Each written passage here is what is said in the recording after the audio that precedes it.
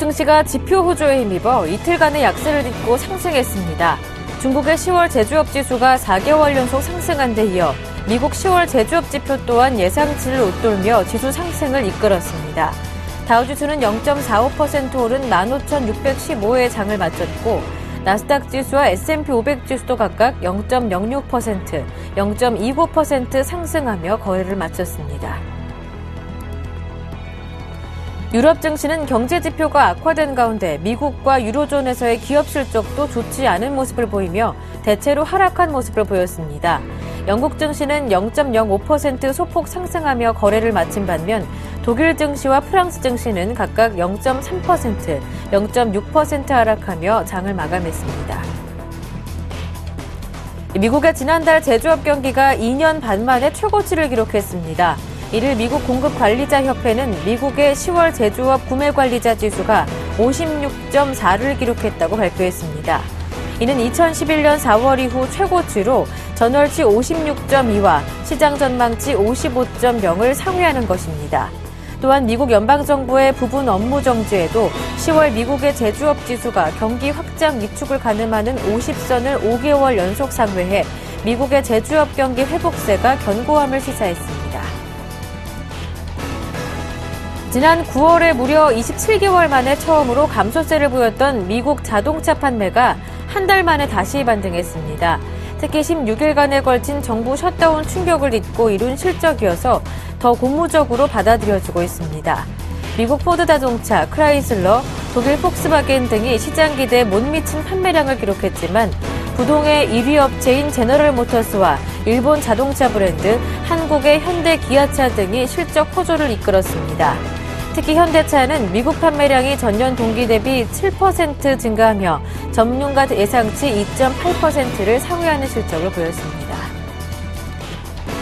미국 연준 내 비둘기파로 평가되는 세인트루이스 연방준비은행의 제임스 블러드 총재가 양적 완화 축소와 관련해 인플레이션이 목표 수준으로 상승할 것인지 지켜볼 필요가 있다고 말했습니다. 이날 블러드 총재는 연준의 막대한 재무제표 금융 불안정이라는 위험을 초래했으며 위원들은 할 수 있다면 미지의 영역에서 빠져나오길 원할 것이라고 말했습니다. 또한 블러드 총재는 양적 완화 축소 결정을 내리기 전에 인플레이션이 목표치에 근접하고 있는지를 확인해야 한다고 본다며 수치가 목표치로 다가오고 있다는 증거를 보게 되면 QE 축소 결정을 내려야 할 때 도움이 될 것이라고 설명했습니다. 시진핑 중국 국가주석이 오는 9일 막을 올리는 공산당 제18기 3중 전회에서 종합적인 개혁 방안을 제출할 것이라고 밝혔습니다. 시 주석은 지난 2일 베이징 인민대회당에서 며칠이 지나면 중국 공산당은 18차 3중 전회를 소집하며 종합적인 개혁 방안을 제출할 것이라고 말했습니다. 시 주석은 중국은 개혁 개방을 동의 없이 견지해 나갈 것이며 개방은 영원한 과정이라고 말했습니다.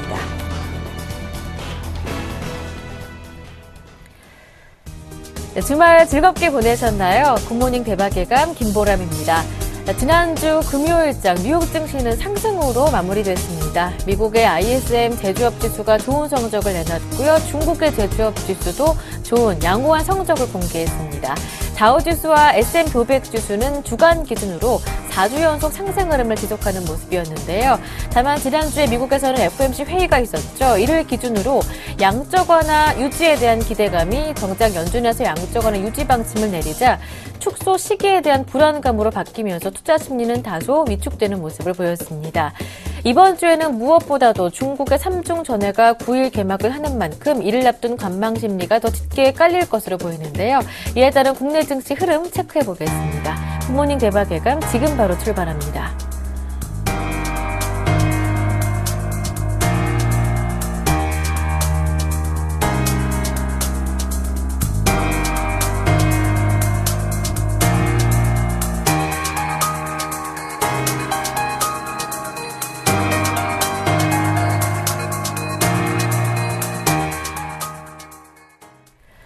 네, 글로벌 증시 마감 소식과 함께 주요 이슈들 자세하게 다뤄보겠습니다. 레이크쇼어 인베스터스의 이현민 이사님 모셨습니다. 안녕하세요. 안녕하십니까?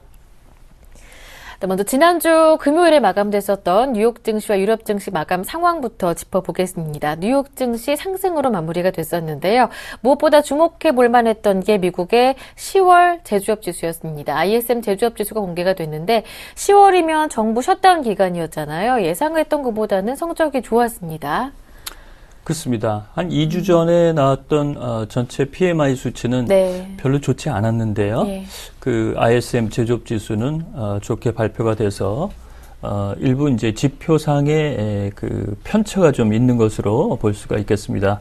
앵커께서 지적하신 대로 이 ISM 제조업 지수 10월 수치가 예상보다 호조세로 발표가 되면서 뉴욕 증시는 지난주 금요일 날 다우와 나스닥 S&P 500 지수 모두 반등세가 나왔습니다. 다우는 0.45%가 상승한 15,615포인트를 기록을 했고요. 나스닥은 0.06%가 상승을 했습니다. 3,922포인트. S&P 500 지수도 0.29%가 상승한 1,761포인트로 마감이 됐습니다. 유가와 금 가격은 다소 하락세가 좀 이어졌고요. 앞서 말씀을 좀 드렸지만 10월 제조 PMI는 다소 상당폭 떨어진 수치로 발표가 됐지만 지난주 금요일 날 발표가 된 공급관리자협회의 ISM 제조업 지수는 56.4를 기록하고 예상치 55보다도 높았고 9월 56.2보다도 높게 나왔습니다. 이것이 현재 시장에서는 다소 의외로 이제 받아들이고 있는데요. 추가적으로 이번 주에 경기 선행 지표가 발표가 현재 대기가 되고 있기 때문에 이런 내용을 잘 살펴야 될 것으로 볼 수가 있겠습니다.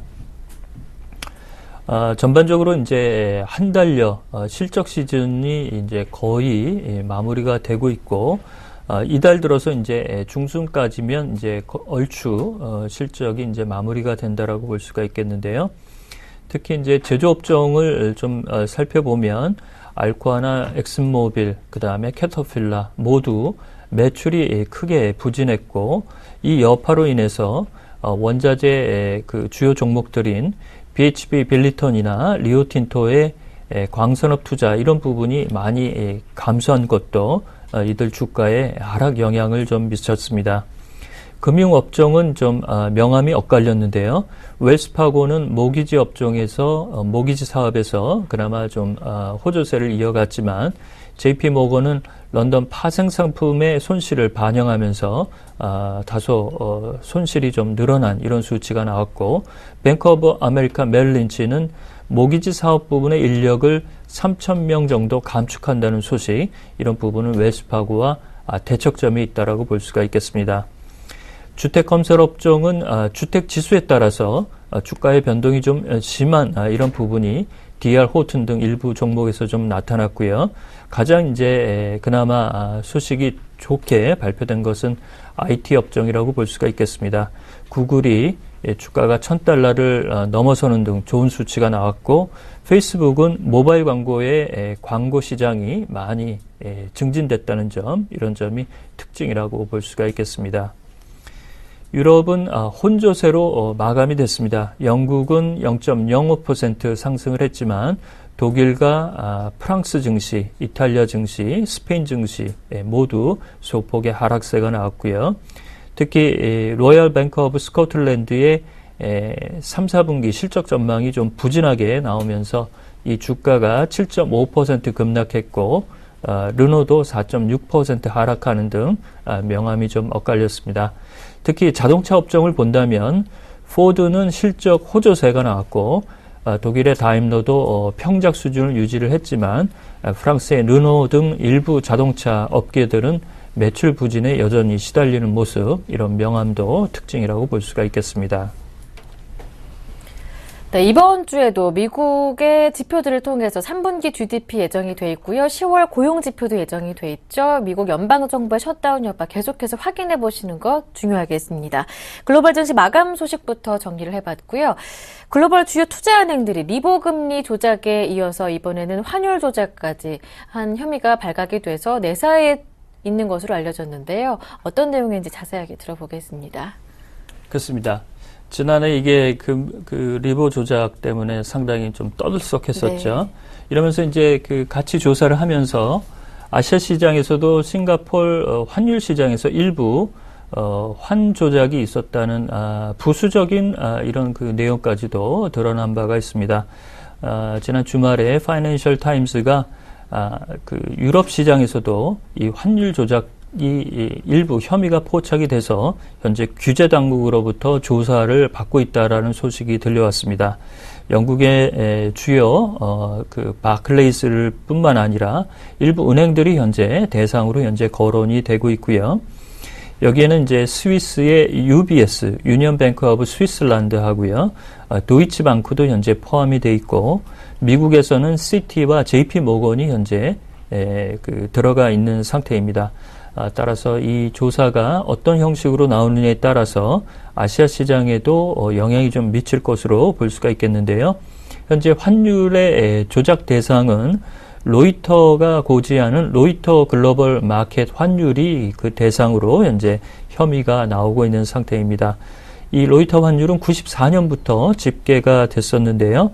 달러나 파운드, 유로화 등 주요국 환율을 30분이나 1시간 단위로 고시를 하고 있습니다. 그렇지만 이 고시 시점 이전 약 60초, 1분간의 평균으로 이것을 이제 고시를 하게 되는데요.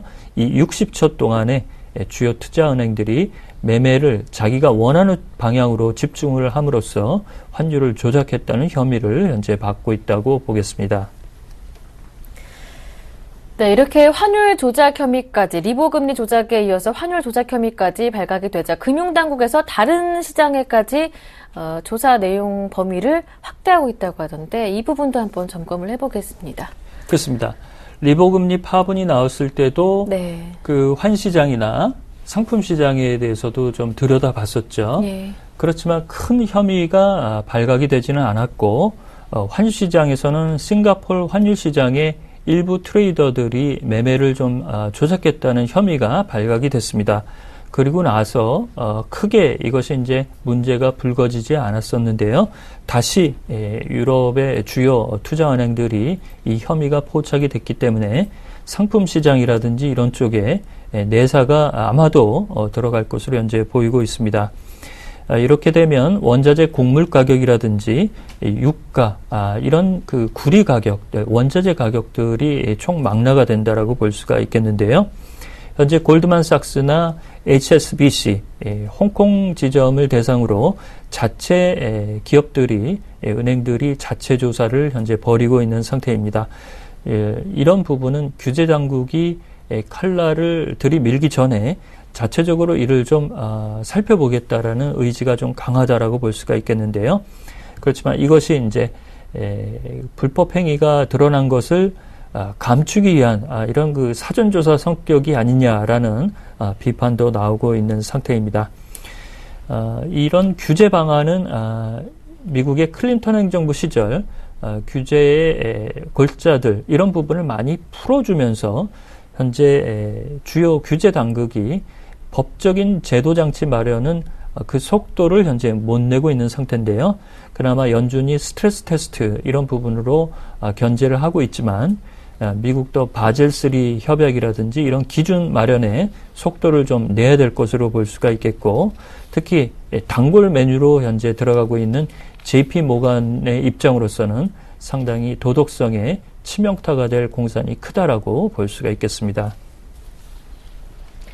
네, 필라델피아 찰스 플로서 연방준비은행 총재가 지난 9월에 연준이 테이퍼링을 나서지 않은 것에 대해서 절호의 기회를 놓쳤다. 이렇게 강도 높게 비판을 했습니다. 이 내용 이어서 한번 짚어보겠습니다. 그렇습니다. 저희가 이제 9월 FOMC 회의 끝나고 나서도 다소 좀 아리송했었죠. 네. 왜 테이퍼링을 안 했을까? 이런 그 내용을 이 시간을 통해서 좀 다뤄드린 바가 있는데요.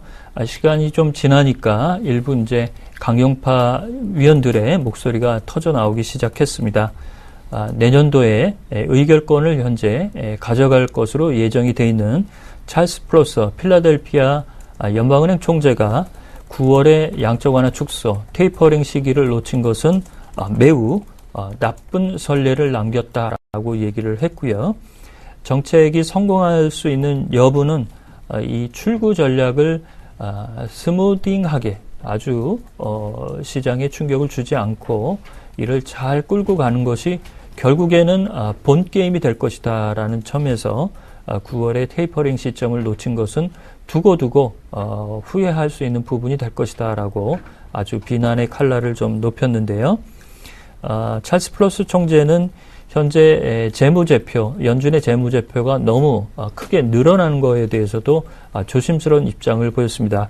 현재 4조 달러 규모까지 양적 완화가 1, 2, 3차에 걸쳐서 늘어나면서 늘어난 부분을 어느 정도 그 상한을 정하는 것도 이제 토의의 대상으로 삼아야 된다라는 내용을 밝혀서 내년도에 이런 문제들이 많이 오고 갈 것을 예상을 할 수가 있겠습니다. 네, 오늘 글로벌 이슈 진단 순서는 여기에서 마무리하겠습니다. 지금까지 레이크쇼어 인베스터스의 이현민 이사님과 함께했습니다. 고맙습니다.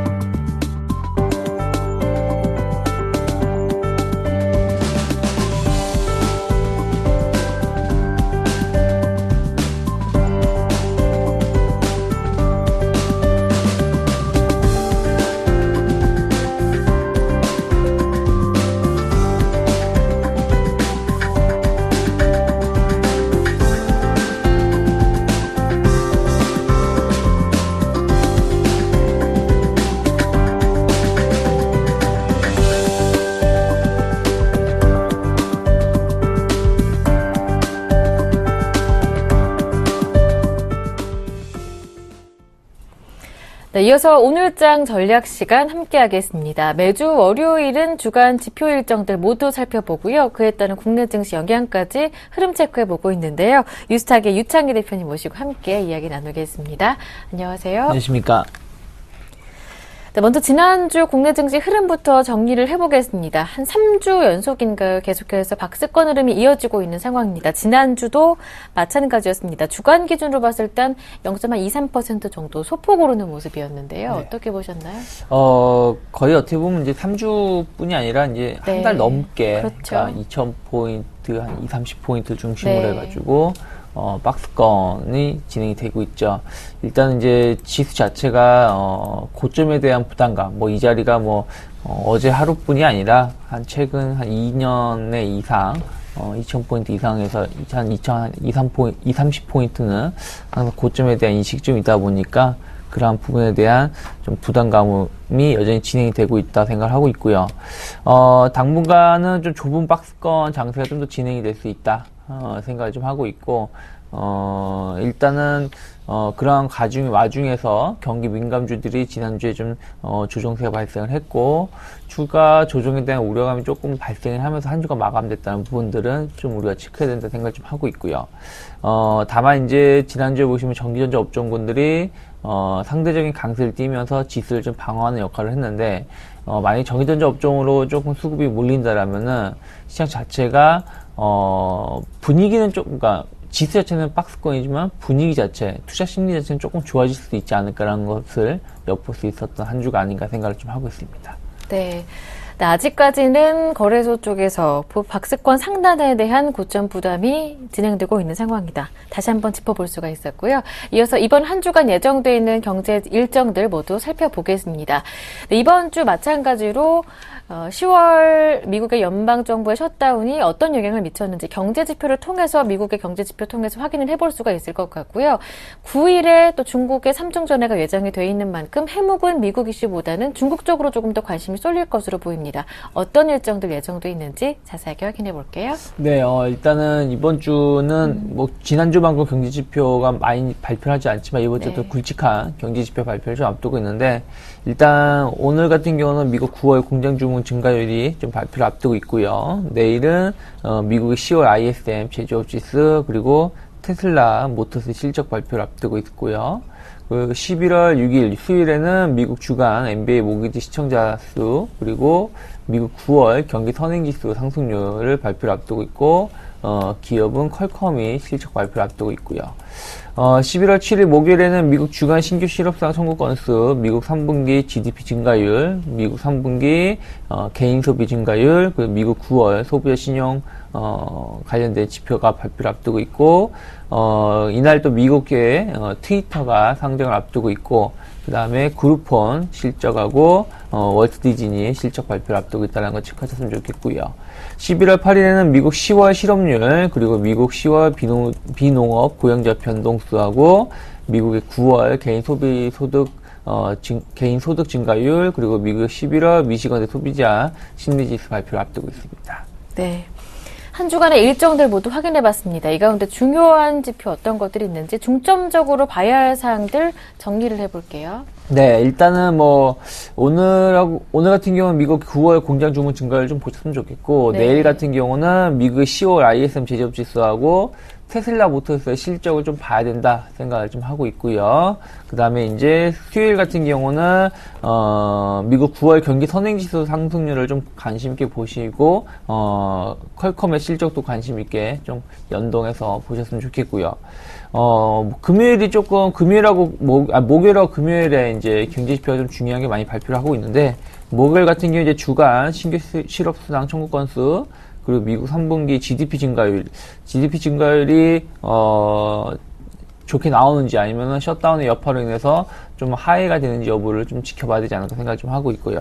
그리고 이날 또 트위터의 상장을 앞두고 있는데, 이 부분에 대해서, 시장 반응이 어떻게 움직이는지를 좀 관심 있게 볼 필요가 있지 않을까 좀 생각을 하고 있고요. 그리고 이제 금요일에도 상당히 중요한, 미국의 10월 실업률 동향, 실업률 동향 결과치가 좋게 나오냐 나쁘게 나오냐에 따라서 또 출구 전략 혹은 양점 완화 축소에 대한 얘기가 좀 계속 나올 거라는 것이 연동해가지고, 그래서 그런 걸 좀 보셨으면 좋겠고, 미국의 11월 미시건대 소비자 심리지수도 상당히 중요하게 좀 보면서 한 주를 좀 보시자. 그리고 이제 중국의 전인대 대회도 9일에 열리게 되는데, 다음 주 정도가 돼야지 좀 이 부분을 좀 확인할 수 있지 않을까 생각을 좀 하고 있습니다. 네, 일단 중국 3중전에 대한 결과 다음 주에 확실하게 체크를 해보실 수 있을 것 같고요. 그렇다면 이를 앞둔 상황에서 이번 주에는 국내 증시 전략 어떻게 세워봐야 할까요? 일단은 이번 주 경제지표를 보신다면은 목요일하고 금요일에 나올 GDP 실업률하고 GDP 성장률하고 실업률 10월달 실업률 결과치가 좀 시장의 방향성, 변동성을 높이는 요인이 될 수 있지 않을까 생각을 좀 하고 있고요. 그리고 이제 그거의 결과치에 따라서 지수 고점 돌파 여부를 확인할 수 있는 분수령이 될 수 있다. 이거는 우리나라뿐이 아니라 미국 증시도 될 수 있고 유럽 증시도 같이 연동해서 움직일 수 있다는 거 좀 보셨으면 좋겠고요.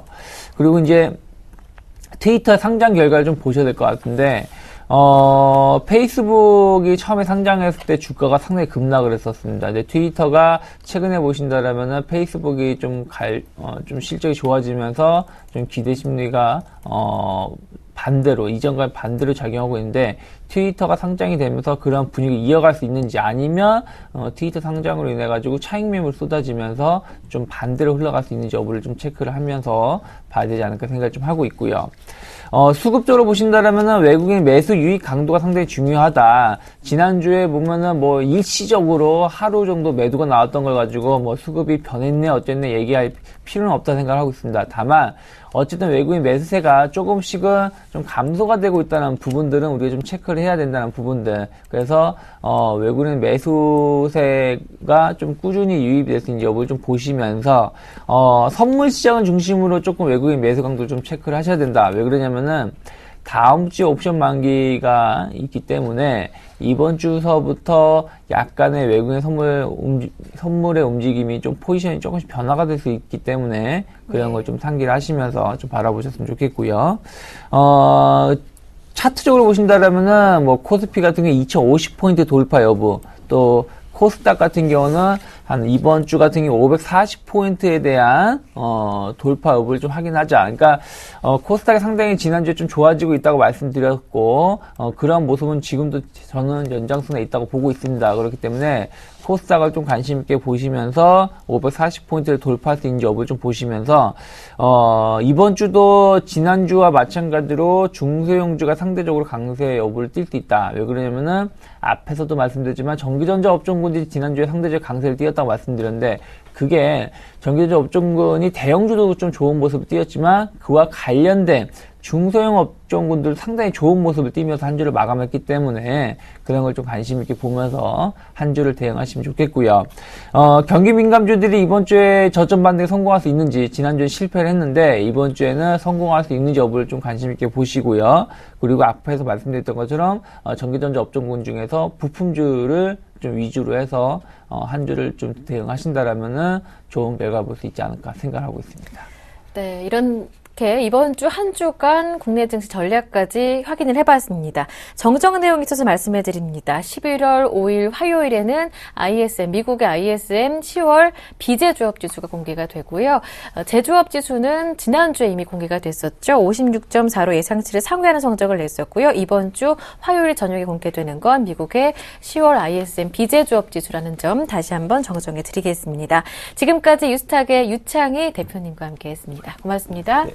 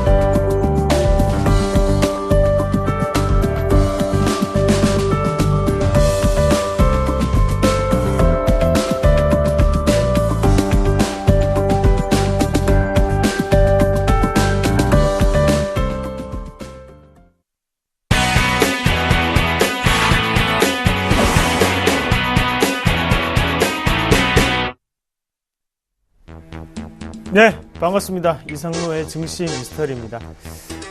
최근 들어서 IT 부품 업종 그리고 삼성전자의 랠리가 지속이 되고 있는 상태인데요.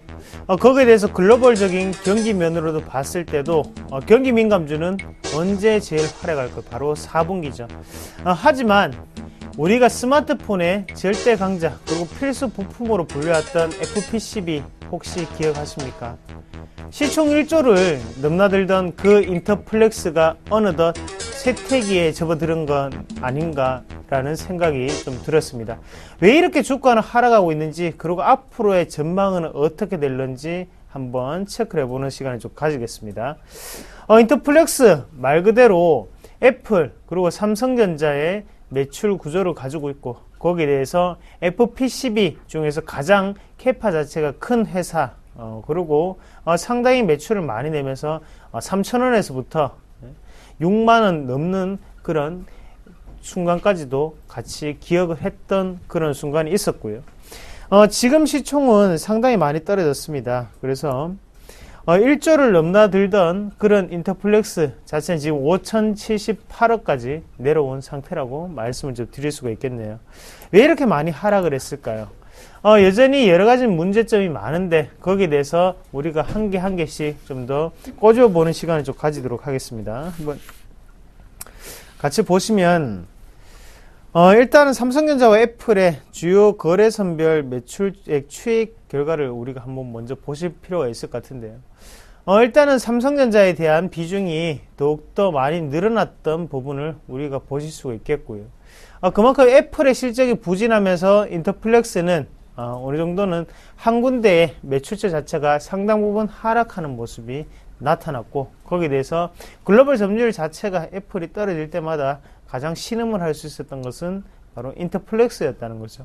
그러니까 삼성전자는 올라가면서 거기에 대해서 비중 자체를 인터플렉스보다는 다른 여타의 FPCB 관련 업종 그리고 관련 기업들에게 좀 더 매출액을 분포하는 그런 경향을 좀 더 나타냈고요. 거기에 대해서 가장 큰 부정적인 영향을 받았던 게 바로 이 인터플렉스다라고 말씀을 좀 드릴 수가 있겠네요. 인터플렉스 같은 경우 올해 같은 경우에도 FPCB의 출하 면적은 연 25% 이상의 성장을 할 것으로 전망을 하고 있습니다. 하지만 여기에서 우리가 좀 더 중요하게 바라보셔야 되는 것은 시장 자체는 확대를 하고 있지만 거기에 대해서 FPCB 같은 경우에는 진출을 하고 있는 기업들이 상당히 많다는 거죠. 그런 관점에서 봤을 때 단가 인하의 압력은 여전히 나타날 것이다 라는 부분을 우리가 아실 수 있겠고요. 그리고 두 번째 같은 경우에는 이렇게 수요는 증가하고 있는 상태에서 내년에도 이만큼의 수요가 다시 한 번 더 생길 수 있을까라는 그런 우려감조차 존재하고 있다는 거죠. 그래서 이 두 가지를 봤을 때 우리가 어느 정도는 단가 인하 인상은 단가 인하에 대한 부분은 불가피하지 않겠나. 그래서 지금까지 나타내고 있던 영업이익률, 마진 자체는 좀 더 떨어질 수밖에 없다는 점 우리가 한 번 더 참고를 해보시면 좀 좋을 것 같고요. 다만 우리가 좀 더 눈여겨보실 거는 인터플렉스도 이런 악순환이 되풀이되다 보니까 추가적인 여러 가지의 매출 구조를 가질 수가 있도록 노력을 하고 있다는 겁니다. 바로 이 표를 한번 같이 보시면 같이 말씀을 좀 드릴게요.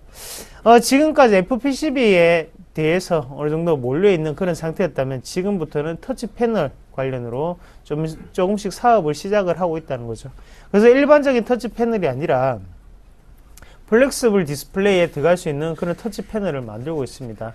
그만큼 거기에 대해서 선구주자적인 역할을 하고 있는 게 바로 인터플렉스고, 만약에 플렉서블 디스플레이가 좀 더 안정화되고 보급화가 진행이 되어가면 당연히 이익을 받을 수 있는 것은 바로 이 인터플렉스라는 회사라는 부분 우리가 참고해 보실 필요가 있겠고, 화면에 보시는 것처럼 2013년부터 갑자기 터치 패널에 대한 매출액이 잡히기를 시작했습니다. 그래서 이런 부분을 봤을 때 터치 패널에 대한 부분은 우리가 이 기업의 라이징 스타라고 생각을 하고 접근을 하시는 게 좀 좋지 않겠나, 그렇게 좀 말씀을 좀 드릴게요.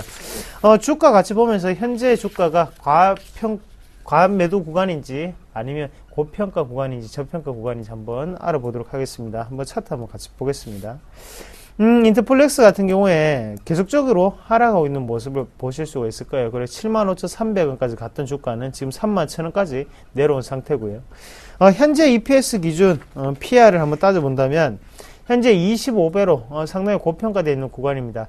일시적인 고평가라고 좀 더 보시는 게 좀 좋을 것 같아요. 그래서 우리가 연 IT 업종의 주가 추이상 평가 PR 밴드 자체는 10배에서 11배 정도를 평가를 하죠. 그러면 인터플렉스에 좀 더 추가적으로 큰 하락을 보여야 되지 않나, 이런 부분이 상당히 많다는 것을 좀 말씀을 좀 드릴 수가 있겠고요.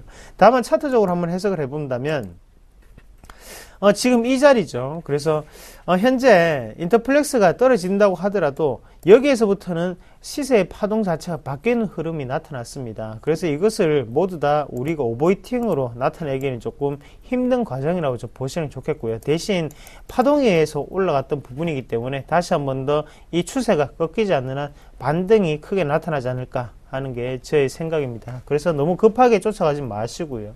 항상 하단에 있는 매물 권역이죠. 그래서 25,000원에서 3만원 밴드 자체를 우리가 좀 더 이용하셔서 추가적인 상승에 대해서 준비를 할 때가 아닌가, 그렇게 좀 말씀을 드릴게요. 시기적으로는 한 12월쯤 되면 이 가격대까지 올 것 같거든요. 조금만 더 기다리셨다가 인터플렉스 아직까지는 죽지 않았다, 다만 밑에 바닥권을 한 번 더 확인해보자, 그렇게 좀 말씀을 드리겠습니다. 이상입니다.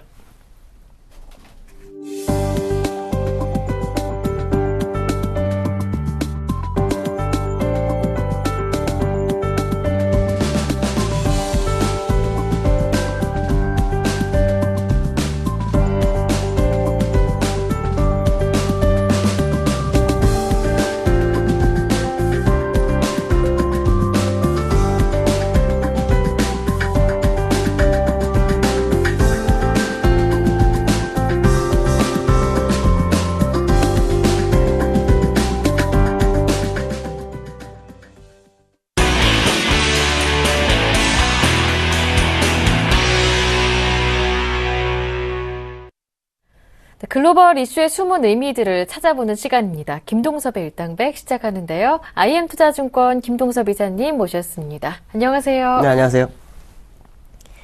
네, 김동섭의 일당백 그 첫 번째 라운드부터 지금 바로 출발합니다.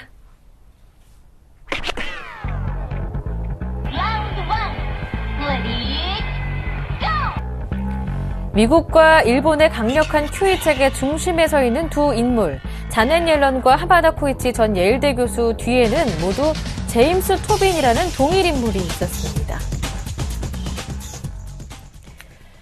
네, 제임스 토빈, 노벨 경제학상 수상자고요. 그리고 토빈세를 제안해서 유명해진 인물이기도 하죠. 이분이 자넷 옐런 차기 연준의장 지명자, 그리고 코이치 일본 하마다 코이치 교수의 스승이라고 합니다. 자넷 옐런과 하마다 코이치 교수는 각각 미국과 일본에서 QE 체계 중심에 서 있는 인물인데, 자넷 옐런은 많이 아시겠지만 또 하마다 코이치 교수는 약간 생소하실 수도 있을 것 같아요. 그 예일대 대학원 스승이죠. 네. 스승인데 그 하마다 고이치라는 사람은 왜 유명하냐면 사실은 드러나진 않았어요. 예. 근데 일본의 그 아베 총리가 세 가지 화살에 대해서 모든 이론적 근거를 이 사람이 만들었다라는 거죠. 그래서 지금 자문위원으로 있는데요. 여기서 우리가 중요한 것은 뭐냐면 그 제임스 토빈이라는 사람이 그 1961년도 2년도에 미국에서 그 오퍼레이션 트위스트를 했었죠. 그것이 이제 결국 미국의 양적 완화에 중요한 역할을 했고, 이 얘기는 결국에서는 양적 완화가 상당히 좀 지속될 수 있다라는 거에 대한 어떤 이론적 근거를 제임스 토빈이 제공했다라는 것을 확인시키는 그런 상황이다라고 봐야 될 것 같고요. 또 하나는 우리가 유추할 수 있는 건 뭐냐면 금융거래세라고 토빈세라는 게 있습니다. 이게 결국에서는 시장에 거의 제도가 되지 않겠느냐. 지금은 아직 그 유럽에서도 진행이 되지 않고 있는데 결국 토빈세가 시장에 제도화가 되면서 아마도 금융거래세에 상당한 영향을 좀 미칠 수 있다는 생각을 한다면, 양적 완화가 어느 마무리되는 순간에서 재정에 대한 부분을 개선하는 효과로 토빈세 도입 가능성이 굉장히 크다라는 생각을 해본다면 향후 시장의 방향성은 일단 상당기간 양적 완화를 지속할 확률이 있다라는 생각을 한번 해봐야 될 것 같고요. 그 이후에 앞에서 말씀하신 재정 건전성을 위해서 토빈세 도입을 생각할 수 있는 이론적 근거를 결국은 자넷 옐런이나 하마다 고이치가 아마 진행할 확률을 좀 열어두고 보시면 되겠다. 결국 향후 금융이 어떤 식으로 번져나갈 것에 대한 기본적인 것을 우리는 확인할 수 있지 않나, 이렇게 판단이 쓰고 있습니다. 네, 결국 미국과 일본의 양적 완화책, 앞으로 나아갈 정책 방향에 대해서 제임스 토빈이라는 동일 인물에 대해서 평가를 해볼 수가 있었습니다. 첫 번째 라운드였고요. 이어서 두 번째 라운드 지금 바로 출발합니다.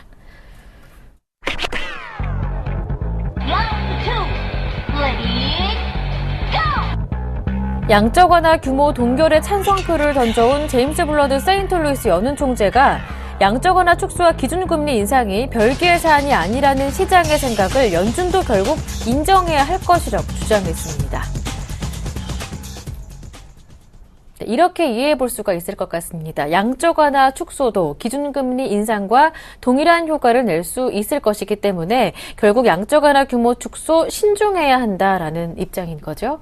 그렇게 봐야 되겠죠. 실제로 연준에서는 양적 완화 축소와 금리 인하를 별개로 지금 취급하면서 거기에 대해서 이제 포워드 가이던스를 제시하고 있죠. 그래서 양적 완화 축소를 하고 난 다음에 나중에 와서는 금리를 인상하는 쪽이다라고 생각을 시장 투자가들한테 계속해서 얘기를 하고 있는데, 문제는 뭐냐면은 이것이 그렇게 될 수 있겠냐라는 부분인데, 제가 볼 때도 이것이 쉽지가 않을 것 같습니다. 왜냐하면 지난번에도 양적 완화 출구 전략 가능성에 대한 부분이 진행이 되면서 금융에 약간 회오리가 불었던 그런 상황이 있었거든요. 그것이 굉장히 좀 심했다. 그래서 인도에서 루피아가 약세가 엄청 강해져서 이걸 어떻게 해야 되나, 국가 디폴트 가능성도 있다, 뭐 이런 얘기가 나왔었거든요. 결국에서는 사실은 이거를 구분하기가 어렵다 그러면 같이 진행할 수밖에 없는 상황이 연출될 수도 있지 않을까, 이런 생각을 한번 해봐야 됩니다.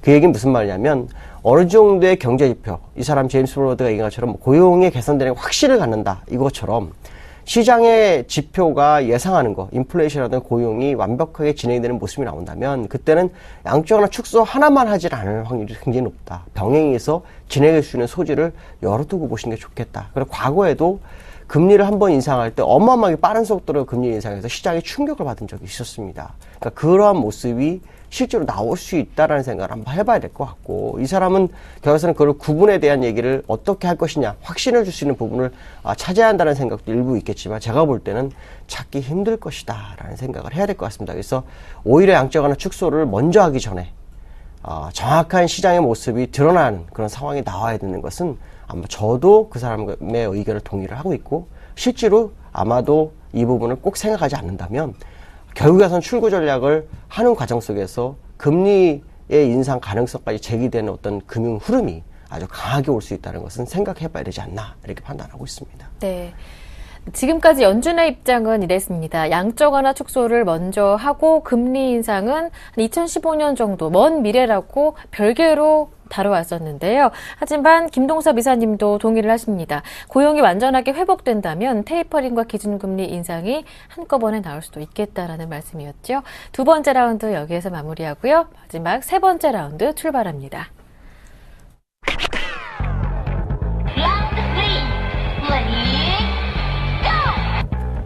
IMF가 내년 한국의 경제 성장률을 종전대로 3.7%로 유지하면서도 경기 부양 조치가 조기에 종료되면 안 된다고 강조했습니다. IMF가 한국의 내년 경제 성장률을 3.7%로 유지했습니다. 하지만 전제 조건이 깔렸는데요. 경기 부양 조치 언급했습니다. 그러니까 지금 하방 위험이 어느 정도 있죠. 가계부채 문제가 있기 때문에 이것이 이제 아주 위험한 건 아니지만 그래도 하방 위험이 왔을 경우는 지금 부양책을 강화를 해야 된다. 유지를 하고 종료를 하지 않아야 된다. 이런 얘기를 하고 있거든요.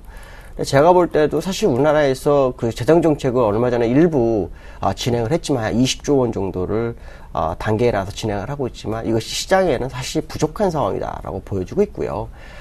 실제로 우리나라도 경상수지 흑자는 상당히 오랫동안 지속했지만 성장률이 계속 유지되는 상황이나 약간 침체되는 상황이 있었다라는 부분이죠. 그래서 현원서 장관도 역시 처음에 이 부분을 굉장히 좀 언급하면서 금리 인하를 굉장히 진행을 하려는데 금리 인하가 한 번밖에 되질 않았습니다. 그 이후 사실은 0.50 정도 이상을 시장에서는 원했었던 부분이었기 때문에 이런 부분을 본다 그러면은 시장의 하방 위험이 있을 수 있는 부분이 있다라고 보여질 것 같고 결국에서는 계속해서 현재의 경기가 완벽하게 살아나기 전까지는 종료하지 말아야 한다는 IMF의 의견을 좀 받아들여야 되죠. 문제는 뭐냐면 IMF가 내수 진작을 굉장히 얘기를 하고 있는데 이거는 사실 쉽지가 않습니다. 내수 진작을 하게 되면 좋은 점도 있고 나쁜 점도 있는데 내수 진작을 해서 문제가 된 나라가 있습니다. 중국이 내수 진작을 하면서 사실은 그 수출이 줄어들게 됐고 그로 인해서 성장률이 7.5% 밑으로 떨어지냐 7% 밑으로 떨어지냐 뭐 이런 얘기가 나왔었거든요. 그러니까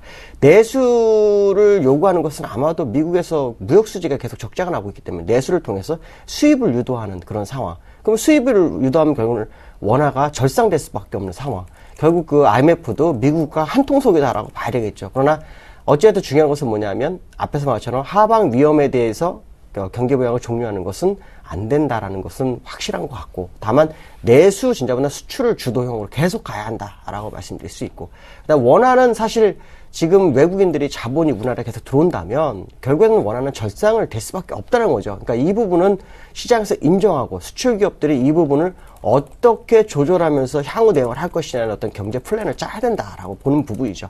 어쨌든 IMF가 제시하는 부분은 일부는 맞지만 내수에 대해 너무 진작하는 부분은 결국 우리나라가 중국처럼 똑같은 상황이 될 수 있고 결국 미국 페이스, 미국이 무역 수지를 적자를 흑자로 돌리기 위한 전략의 일환에 걸려들 수 있다라는 부분을 생각한다면 내수 진작에 올인하는 부분은 절대 안 된다. 그러나 내수를 일부 진작하는 부분은 한번 생각해 볼 필요성은 있다라고 말씀드릴 수 있을 것 같습니다. 네, 한국의 경제 성장을 고려해 본다면 경기 부양 조치는 계속 유지해야 되겠고 방법에 대해서는 일단 원화 절상을 인정하고 수출 기업들의 대책 마련이 무엇보다 중요한 상황이고 수출에 중점적으로 중심을 두는 반면 내수 일부 진작에 대해서도 언급해 주셨습니다. 네, 지금까지 김동섭 이사님과 함께 이슈 모두 살펴봤는데요. 마지막으로 국내 증시 전망에 대해서 한번 살펴보겠습니다.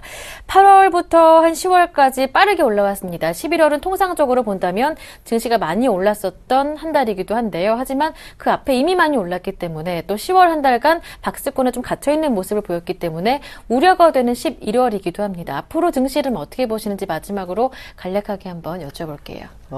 제가 볼 때 우리나라 증시는 상당히 강하게 될 거다라고 네. 보시면 될 것 같고요. 얼마 전에 외국인들이 소폭 매도하면서 45거래일 순매수하다가 하루를 파니까 추세 반전됐다 뭐 이런 얘기를 했었는데 그날 그 시간외에서 매도 금액의 한 80%를 다시 걷어들였습니다. 그리고 그 다음날 1,000억 이상 또 매수하는 모습이었거든요.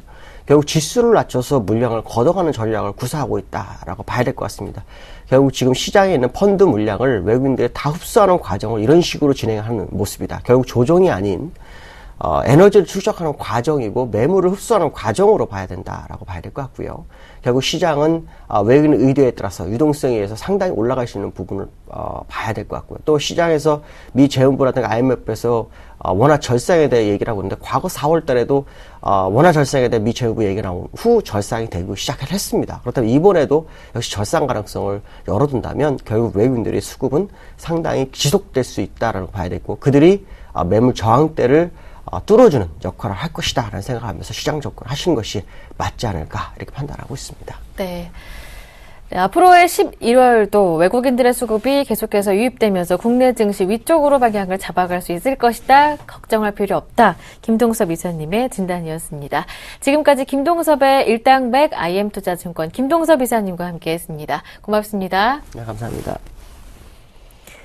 네, 굿모닝 대박의 감 모든 순서 여기에서 마무리하겠습니다. 오늘 월요일도 힘차게 출발하시길 바랍니다. 저는 내일 다시 올게요. 고맙습니다.